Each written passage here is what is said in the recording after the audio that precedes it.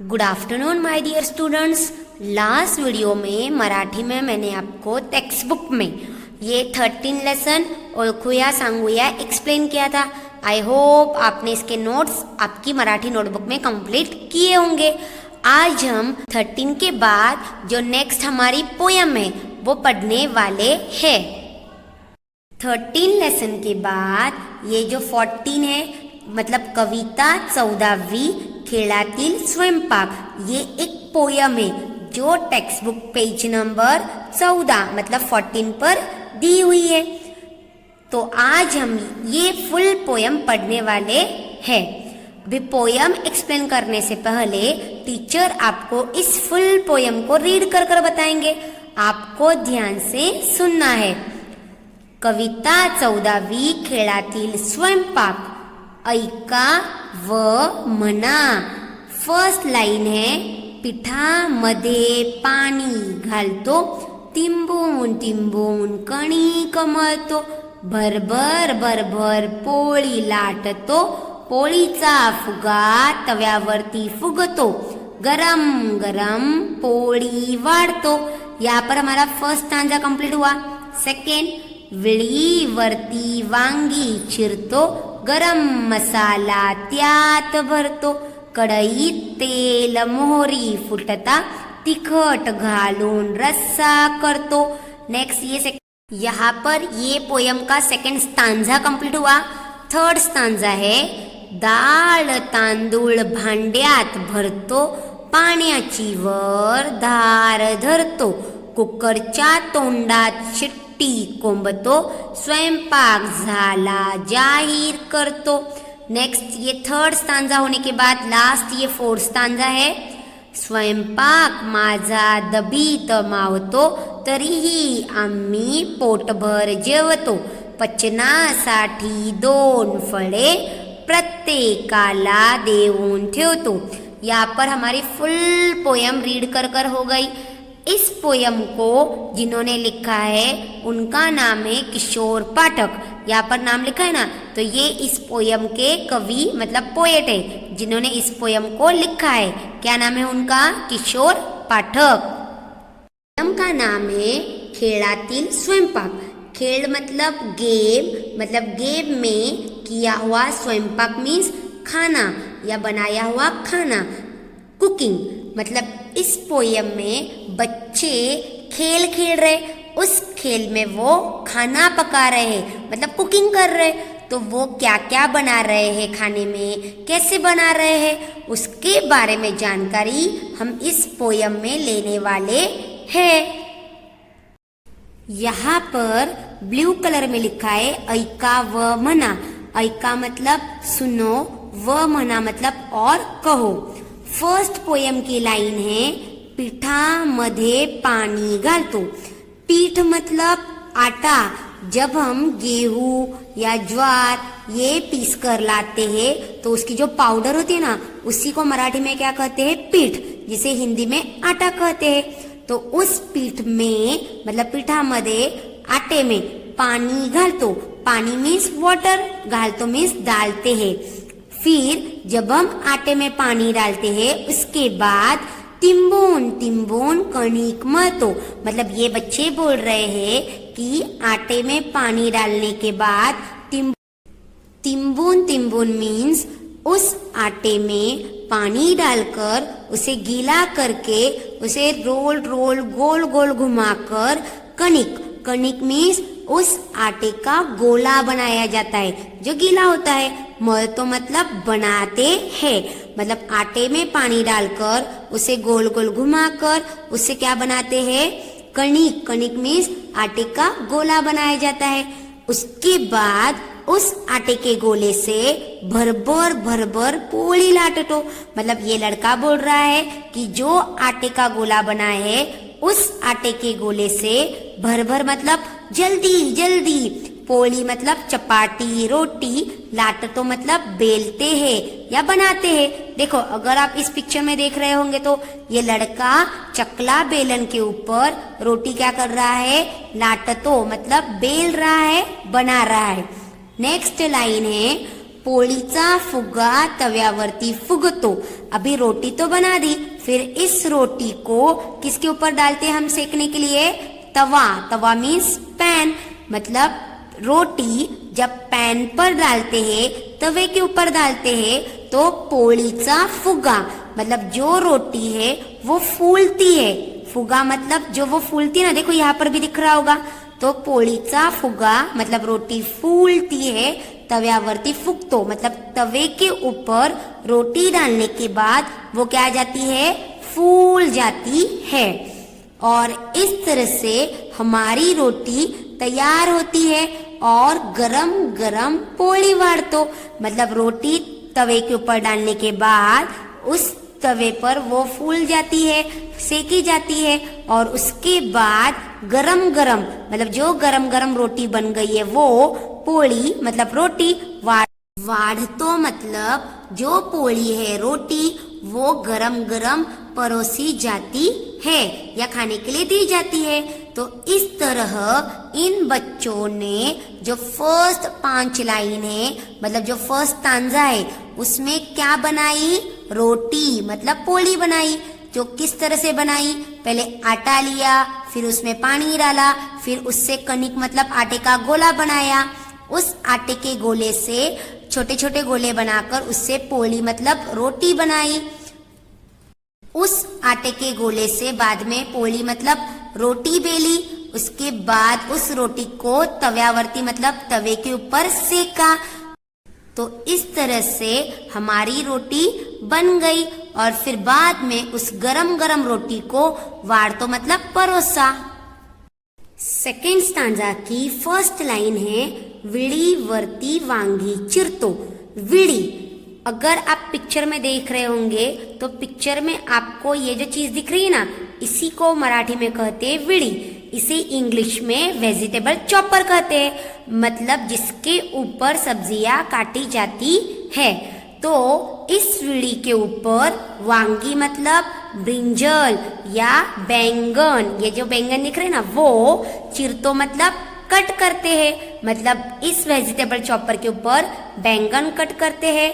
उसके बाद बच्चे बोल रहे हैं गरम मसाला त्यात भरतो। गरम मसाला मतलब लौंग, इलायची, काली मिर्च, दालचीनी, इन सभी मसालों को मिक्स करके जो बनाया जाता है उसे कहते हैं गरम मसाला। तो ये जो गरम मसाला है वो त्यात मतलब ये जो बैंगन कट किए ना उसमें भरतो मतलब भर दिया जाता है। मतलब पहले बैंगन कट करते हैं, उस कट किए फिर उसमें गरम मसाला भरा। क्या भरा? उसमें गरम मसाला भरा। नेक्स्ट लाइन है कढ़ी तेल मोहरी फुट्टा। कढ़ी मीन्स कढ़ाई जिसमें सब्जी बनाई जाती है। उस कढ़ाई में उस कढ़ाई को गैस के ऊपर रखा जाता है। उसके बाद उसमें तेल मीन्स ऑयल और मोहरी मीन्स राई, जिसे हिंदी में क्या कहते हैं, मोहरी को राई डाली जाती है जो ब्लैक कलर की होती है।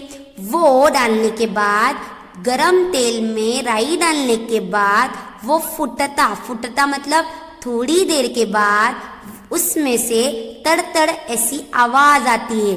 तो जब ये तड़ आवाज आती है उसके बाद बच्चे कह रहे हैं तिखट घालून रस्सा करतो।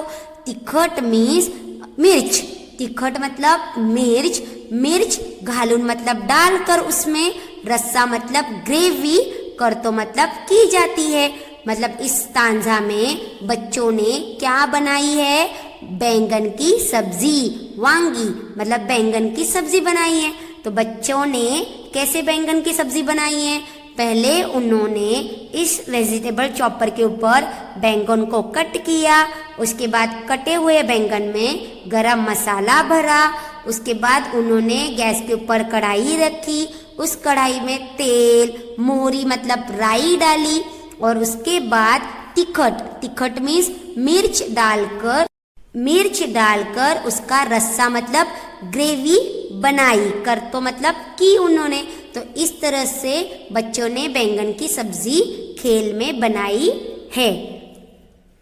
आई होप आपको ये सेकंड स्टांजा समझ में आया होगा। नेक्स्ट थर्ड स्टांजा है, उसकी फर्स्ट लाइन है दाल तांदूळ भांड्यात भरतो। मतलब बच्चे कह रहे हैं कि अभी देखो उन्होंने रोटी बनाई, बैंगन की सब्जी भी बनाई, उसके बाद वो कह रहे हैं दाल मतलब दाल, तुअर की दाल होती है ना जिसकी हम दाल बनाकर खाते हैं, तांदूळ मतलब राइस चावल, वो भांड्यात मतलब पॉट में बर्तन में, भरतो मतलब भरते हैं। देखो यहाँ पर ये कुकर दिख रहा है ना, इसमें दाल और चावल बच्चों ने भर दिया। उसके बाद वो दाल चावल डालने के बाद सेकंड लाइन में पाण्याची वर धार धरतो, मतलब दाल चावल डालने के बाद उसमें पाण्याची मतलब पानी, धार धरतो मतलब उसमें पानी डाला जाता है। उसके बाद कुकरच्या तोंडात शिट्टी कोंबतो। अभी इसके अंदर तो दाल चावल डाले, उसमें पानी भी डाला।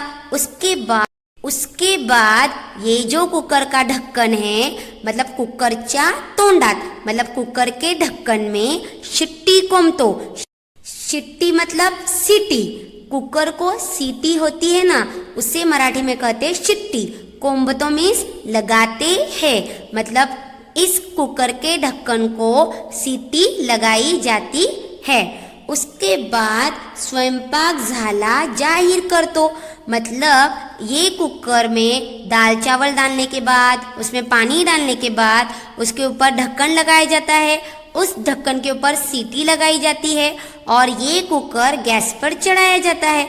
उसके बाद जब इस कुकर से सीटी की आवाज़ होती है तो स्वयंपाक झाला मतलब खाना रेडी हो गया, झाला मतलब बन गया। जाहिर करतो, जाहिर मीन्स अनाउंस करतो, मतलब ये कुकर की सीटी बजने के बाद पता चलता है कि हमारा जो खाना है, स्वयंपाक मीन्स खाना, वो झाला मतलब रेडी हुआ है, तैयार हुआ है। ये जाहिर करतो मतलब सीटी बजाकर कुकर, ये जो कुकर है ना, ये जो चीज़ दिख रही है इसे बोलते हैं कुकर, वो जाहिर करतो मीन्स अनाउंस करता है कि अंदर जो खाना है वो पक गया है। इस तरह से हमें पता चलता है सीटी की आवाज़ से। तो इस तरह से बच्चों ने थर्ड स्टांजा में क्या बनाया, दाल और चावल, मतलब दाल तांदूळ। तो दाल और चावल कैसे बनाए, पहले उन्होंने इस भांडे मतलब पॉट में दाल और चावल को डाला, उसके बाद उसमें पानी डाला, उसके बाद कुकरच्या तोंडात मतलब जो कुकर का ढक्कन है उसमें शिट्टी कोंबतो मतलब सीटी लगाई। उसके बाद जब ये सीटी की आवाज़ आई तो सीटी की आवाज़ से पता चला कि अंदर जो खाना है वो पक गया है। तो इस तरह से थर्ड स्टांजा में बच्चों ने दाल और चावल बनाए हैं। लास्ट स्टांजा की फर्स्ट लाइन है, स्वयंपाक माझा दबी तमावतो, मतलब ये लड़का बोल रहा है कि स्वयंपाक मतलब उसने जो खाना बनाया है वो, माझा मतलब मेरा, मतलब मैंने जो खाना बनाया वो, दबी तमावतो, डब्बी मतलब स्मॉल बॉक्स, एक छोटा सा डिब्बा, उसमें मावतो मतलब बैठ जाता है, मैंने जो भी खाना बनाया वो। तरीही आम्ही पोटभर जेवतो, मतलब हमने बहुत कम खाना बनाया है जो छोटी सी डिब्बी में बैठता है। तरीही मतलब फिर भी, आम्ही मतलब हम सब, मतलब वो लड़का, वो उसकी बहन, पोटभर मतलब पेट भर कर, जेवतो मतलब खाना खाते हैं। और उसके बाद पचनासाठी मतलब डाइजेस्ट के लिए, खाना हजम होने के लिए दोन फळे मतलब दोन मतलब दो, फळे मतलब फ्रूट्स प्रत्येकाला देऊन ठेवतो, मतलब जो खाना खाया है वो हजम हो, डाइजेस्ट हो। इसलिए ये लड़का कह रहा है कि हम प्रत्येकाला मतलब हर एक को, मतलब जो खाना खा रहा है या जिन्होंने खाना खाया है उन्हें दोन फळे मतलब दो फल फ्रूट्स देऊन ठेवतो मतलब देकर रखते हैं, क्योंकि फल खाने से हमारा खाना क्या होता है, डाइजेस्ट होता है। इस तरह से हमने इस फुल पोयम में देखा कि एक लड़का है जो खेल खेल में कुकिंग कर रहा है, मतलब खाना बना रहा है, और उसने क्या क्या बनाया वो हमने इस पोयम में देखा। फर्स्ट स्टांजा में देखा कि उसने पोली मतलब रोटी बनाई, उसके बाद सेकेंड स्टांजा में उसने क्या बनाया, वांगी मतलब बैंगन की सब्जी बनाई। उसके बाद थर्ड स्टांजा में हमने देखा कि उसने दाल और चावल बनाए। और फोर्थ स्टांजा में वो बोल रहा है कि उसने जो खाना बनाया है वो डब्बी मतलब डिब्बी में, छोटी सी डिब्बी में बैठ जाता है और फिर भी वो सब बच्चे पेट भर कर खाना खाते हैं। जो खाना उन्होंने खाया है वो डाइजेस्ट होने के लिए, हजम होने के लिए उन्होंने प्रत्येकाला मतलब सबको क्या दिए हैं, 2 फले मतलब 2 फ्रूट्स दिए हैं, ताकि वो जो खाना उन्होंने खाया है वो डाइजेस्ट हो सके। तो इस तरह से बच्चे ने जो खाना बनाया वो किस तरह से बनाया उसके बारे में जानकारी हमने इस पोयम में ली। आई होप आपको ये फुल पोयम समझ में आई होगी। अब इस पोयम में कुछ हार्ड वर्ड्स है, मीन्स कठिन शब्द, वो मैं पेंसिल से अंडरलाइन कर कर दे रही हूँ। आपको भी वो आपकी पोयम में, टेक्स्ट बुक में अंडरलाइन करने हैं। फर्स्ट वर्ड है हमारा स्वयंपाक। ऊपर देखो, स्वयंपाक मीन्स कुकिंग, खाना बनाना। उसके बाद नेक्स्ट वर्ड है पीठामध्ये। पीठ मीन्स आटा, पीठामध्ये मीन्स आटे में। उसके बाद नेक्स्ट वर्ड है कणिक। कणिक मीन्स भीगा हुआ जो आटा होता है, गीला आटा, उस गीले आटे का जो गोला होता है उसे बोलते हैं कणिक। उसके बाद नेक्स्ट वर्ड है पोळी। पोळी मीन्स चपाटी, रोटी। उसके बाद नेक्स्ट वर्ड है तव्यावरती। तव्यावरती मीन्स, तवा मीन्स पैन, पैन के ऊपर, तवे के ऊपर। उसके बाद नेक्स्ट वर्ड है वांगी। वांगी मीन्स बैंगन, ये एक वेजिटेबल है। उसके बाद नेक्स्ट वर्ड है तिखट। तिखट मीन्स मिर्च, मिर्च। उसके बाद नेक्स्ट वर्ड है रस्सा। इसमें स आधा और सा से ज्वाइंट है, तो रस्सा मीन्स ग्रेवी। उसके बाद नेक्स्ट वर्ड है भांड्यात, मतलब बर्तन में, पॉट में। इसमें ड और या ज्वाइंट लेटर्स आए हैं, इसलिए ये हार्ड वर्ड से। उसके बाद नेक्स्ट वर्ड है पाण्याची। इसमें न और या ज्वाइंट लेटर्स आए हैं, इसलिए ये हार्ड वर्ड से। इन ज्वाइंट लेटर्स को मराठी में जोड़ाक्षर कहते हैं। क्या कहते हैं? जोड़ाक्षर। पाण्याची मतलब पानी की, वर धार धरतो मतलब ऊपर से पानी डाला जाता है। उसके बाद नेक्स्ट हार्ड वर्ड है कुकरचा, मतलब कुकर के। इसमें च और या जोड़ाक्षर है। उसके बाद चिट्टी मतलब विसल, सिटी। इसमें ट के नीचे तिरछी लाइन है, इसका मतलब ये ट आधा है और टी से ज्वाइंट है। उसके बाद नेक्स्ट वर्ड है जाहिर, मीन्स अनाउंस, मतलब बताना। उसके बाद नेक्स्ट वर्ड है दबीत, मतलब इन स्मॉल बॉक्स, छोटे से डिब्बे में। उसके बाद नेक्स्ट हार्ड वर्ड है पोट भर, मतलब पेट भर कर। उसके बाद नेक्स्ट हार्ड वर्ड है पचनासाठी। पचन मतलब डाइजेस्ट होने के लिए, पचनासाठी मतलब डाइजेस्ट होने के लिए। उसके बाद प्रत्येकाला, इसमें देखो प के अंदर तिरछी लाइन है तो र आधा है इसमें, और त और ये ज्वाइंट है, तो प्रत्येकाला मतलब हर एक को। ये सारे इस पोयम में आए हुए हार्ड वर्ड से। देखो, अगर आप इस पिक्चर में देख रहे होंगे तो ये जो लड़का है वो खेल खेल में क्या कर रहा है, खाना बना रहा है। और यहाँ पर वो सारी चीजें रखी है जो खाना बनाने के काम आती है, जैसे वेजिटेबल चॉपर मीन्स विड़ी, गैस, फिर ये छोटा सिलेंडर, ये चकला बेलन, फिर ये कुकर जिसमें दाल चावल पकाते हैं। और ये जो उसकी बहन है वो और माँ उसकी तरफ देख रहे हैं कि वो कैसे खाना बना रहा है। इस पोयम का नेक्स्ट पेज है टेक्स्ट बुक पेज नंबर 15। यहाँ पर आपको एक क्वेश्चन दिया है, देखो ऊपर ब्लू कलर में, खालील अक्षरांपासून नवीन शब्द बनवा।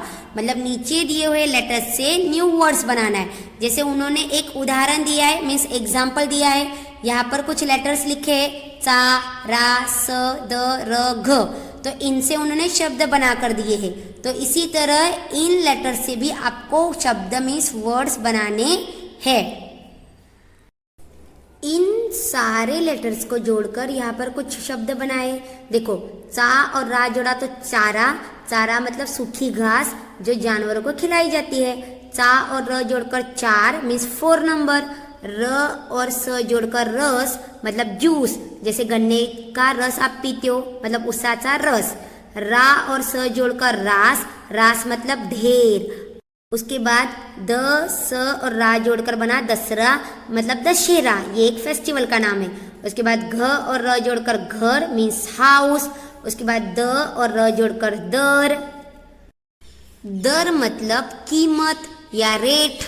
उसके बाद नेक्स्ट वर्ड बनाया है चा द और र को जोड़कर चादर, चादर मीन्स चद्दर। उसके बाद नेक्स्ट वर्ड बनाया स र तो सरसर, सरसर ये एक आवाज है या सरसर का मतलब होता है स्पीडली आगे बढ़ना या आगे चले जाना। उसके बाद स द और रा को जोड़कर बनाया है सदरा, सदरा मीन्स शर्ट। तो आपको भी इन लेटर्स को जोड़कर वर्ड्स बनाना है। जैसे देखो अ में दिया है का, पा लेटर, य लेटर और ल लेटर। इनसे मैं यहाँ पर 2 शब्द बनाकर दिखा रही हूँ।